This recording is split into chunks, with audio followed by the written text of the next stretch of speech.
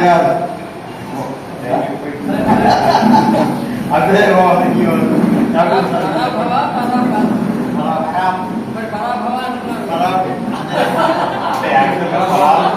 పరాభవ నవ సంవత్సరంలో పుట్టారంట.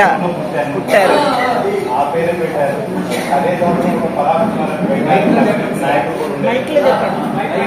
ఆ రెండు కలిసి వచ్చినట్టు పరాకుమార్ అని పేరు పెట్టింది. పరాభవ సంవత్సరం మళ్ళీ వచ్చింది ఇప్పుడంటే నాకు 60 ఏళ్ళు. యాకోబ్ సార్ ఎక్కువ మాట్లాడు కాబట్టి నేను కూడా ఇప్పుడు ఎక్కువ మాట్లాడాను. ఎక్కువ మాట్లాడుతున్నాను. మొదటి నుంచి ఇక్కడ కూర్చొని మనం వింటున్నంతసేపు మధ్యలో కొన్ని ఆలోచనలు మెదులుతున్నాయి. మానవవాద లక్షణాలన్నీ ఉన్న మనుషులందరం ఇక్కడ కూర్చొని మాట్లాడుకుంటున్నాం.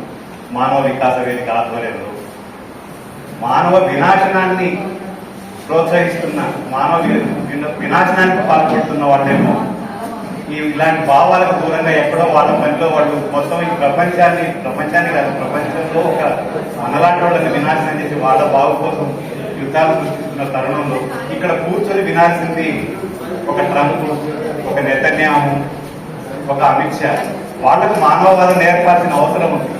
స్వార్థం కోసం యుద్ధాలను ప్రోత్సహించి మొత్తం ప్రపంచ దేశాల ప్రజానీకాన్ని జీవితాలను ప్రభావితం చేస్తున్న వాళ్ళని కూర్చొని ఇక్కడ తీసుకొచ్చి కట్టేసి మరి మానవవాదం అంటే ఇది అని వాళ్ళకి నేర్పించాల్సిన అవసరం ఉన్న తరుణంలో మానవీయ లక్షణాలు ఉన్న వాళ్ళందరం కూర్చొని ఇక్కడ మానవవాదం గురించి మాట్లాడుకుంటున్నాం.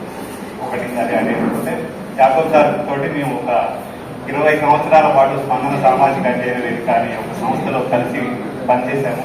ఆయన గురించి ఒక మాటలో చెప్పాలంటే ఇప్పుడు అనుకుంటున్న మనం ఏ టెక్నాలజీ అని ఏదైతే అనుకుంటున్నామో ఒక మానవ హ్యూమనిస్టిక్ ఏ లక్షణాలు ఉండాలో అని చెప్పి ఆ లక్షణాలని చెప్పి అటువంటి మనిషిని ఒకటి బొమ్మ గీయండి అని ఏం చెప్తే ఆ బొమ్మ యాకోబ్ సార్ రూపంలో మనకు బయటకు వస్తుంది.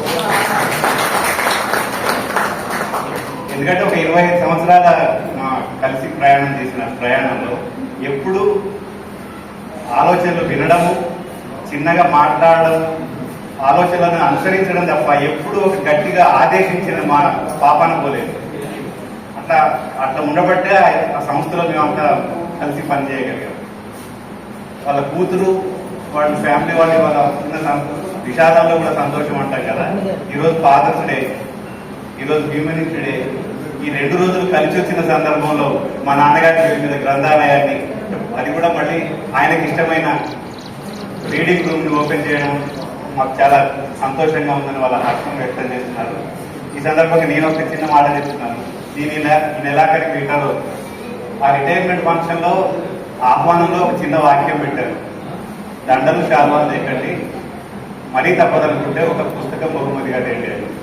ఆ వచ్చిన పుస్తకాలని చదివిన తర్వాత ఈ గ్రంథాలయంలో